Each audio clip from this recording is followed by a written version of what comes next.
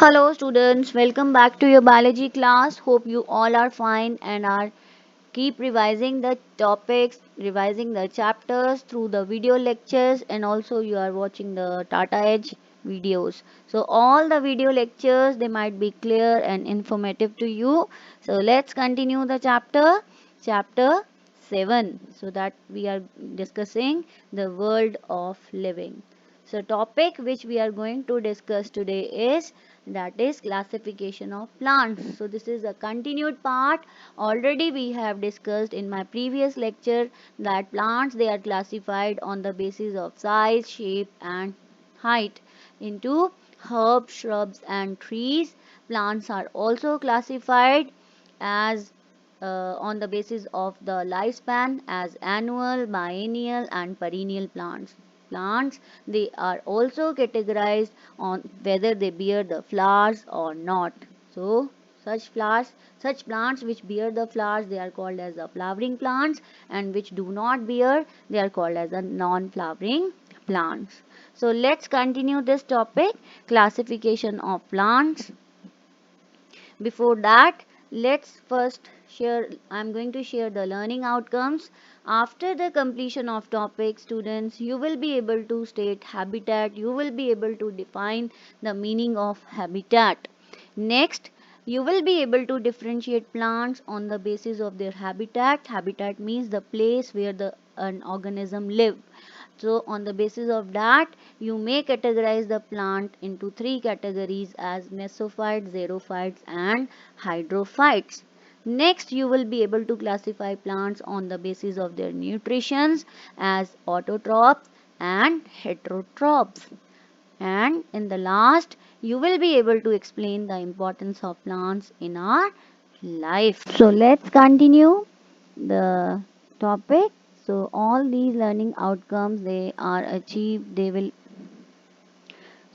all learning outcomes will be achieved after the completion of the topic. So let's continue the first topic, that is habitat. What do you mean by habitat? Habitat means it is a place where plant or animal they live, or where they get the food, they get interact. Suppose, where do I live? I live in Jalandhar. So my interaction with the surrounding people, so that is my interaction. The I'm where there I'm living, getting interacting with the others. So that is my habitat. Clear? So habitat is the place where plants or animals live, they get food and they interact with the environment. So habitat, they may be of two types, that is, one is terrestrial habitat. Even the people, even the plant or the animal, they may live on the land.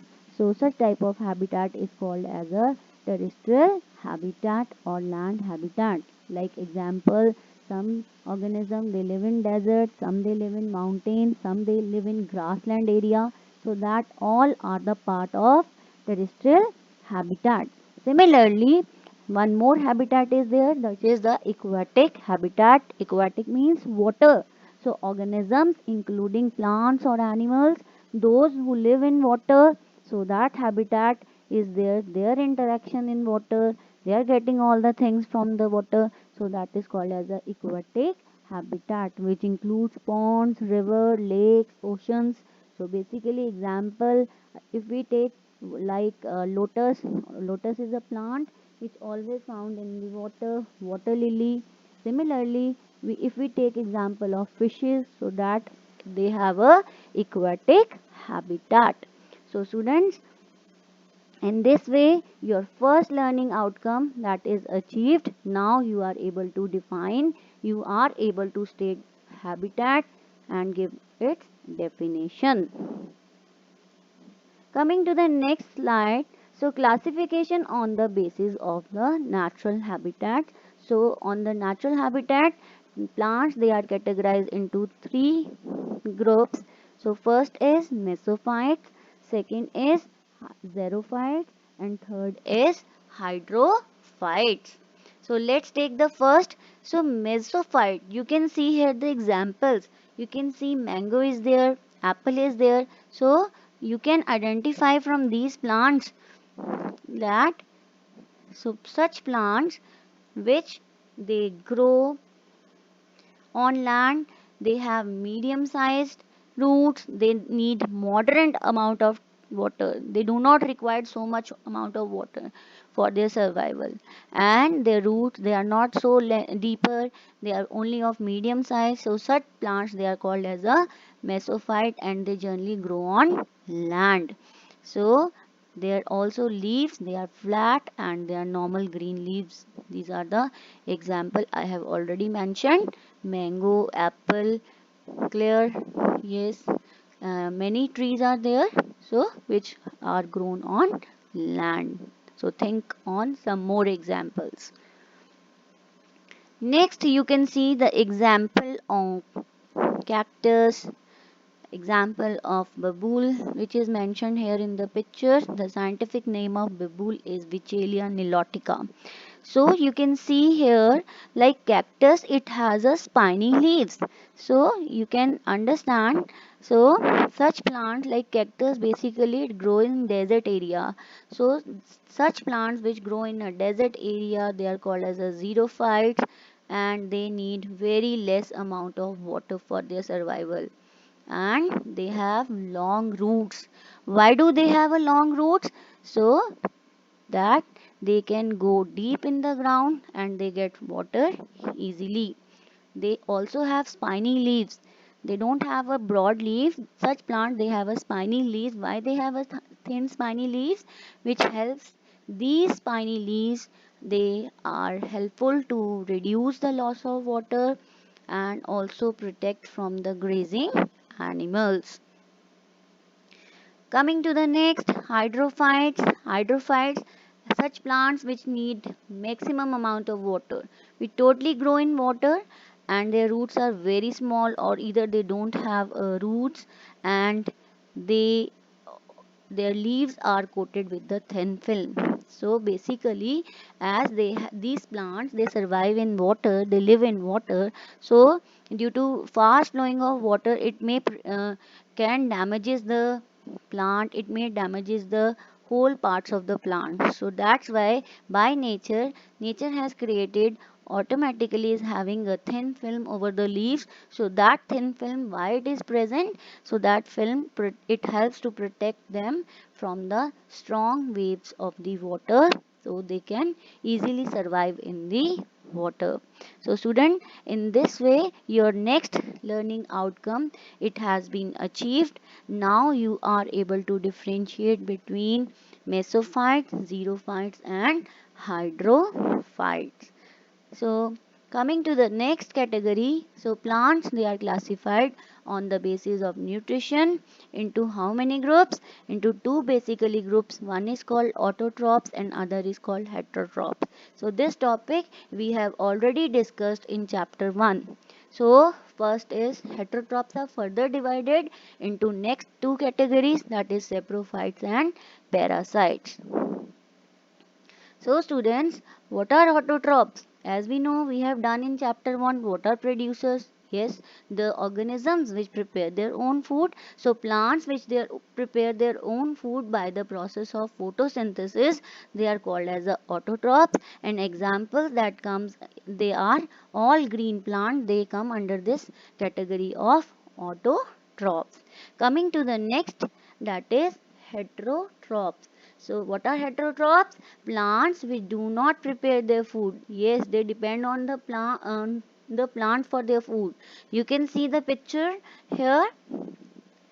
So here mushroom is there, so it is dependent on others. You can see other, so here thread-like structures, dodder, which is also depend on others. They do not make their own food. So such category of plants, they are called as a heterotrophs. So I have already told you that heterotrophs, they are further divided into two groups, that is called as a saprophytes. And what are saprophytes? Saprophytes are those plants which feed on the dead and decaying matter. So, which feed on the waste matters like mushroom, fungus. So, that belongs to this category. Next group is of heterotroph is parasites. So, parasites, what are parasites? So, parasites are plants that feed on the living bodies. So we do not make their food, they depend on other, on which they depend, that living body is called host, from which they are getting their food. Example is orchid and dodder. Other name of dodder is Amar Bill. So students, let's move to the next slide. So next slide is about the importance of plants. How are plants? They are useful to us. What are the things we get from plants? So you can see here in the picture. So trees, they are helpful to release the oxygen by the process of photosynthesis, although they use the carbon dioxide and they give us oxygen. So also they provide timber to us. So where timber is used? So timber is used to making furniture. Next you can see they are used for the firewood for burning. Next we they these trees, they use the carbon dioxide and they absorb the carbon dioxide and they reduce the global warming. They also reduce evaporation also rate, and they are the habitat place, that is a house for the birds and insects. They protect us from the frost, from the cold. They provide us shade. They also have aesthetic value, and some trees, they also help in fixing nitrogen also. They also give us food and also prevent from the soil erosion. So they have lot of advantages. So in this way plants are useful to us. Let's revise the point how plants, they are useful to us. Plants, they give us oxygen, they provide us fruit, grains, vegetable oil, spices, sugar and tea. Wood, rubber, paper and cotton are also, they are the plant products, and medicines are also obtained from the plants like neem, tulsi, clove and eucalyptus. We obtain the medicines from them. So this is all about the topic.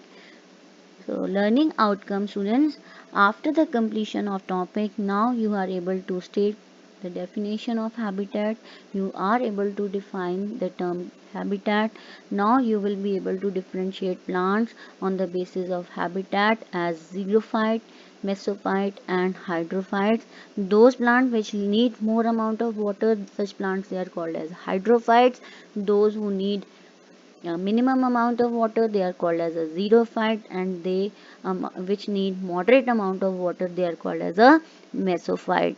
Next, now you are able to classify plants on the basis of nutrition as autotrophs, which makes their own food, and heterotrophs, which depend on others. And now you are able to explain as well as write the importance of plants in our life. So students, this is about the today's topics. Thank you so much for watching the video. Hope you like it, and keep watching the videos and be healthy and safe at home. Thank you.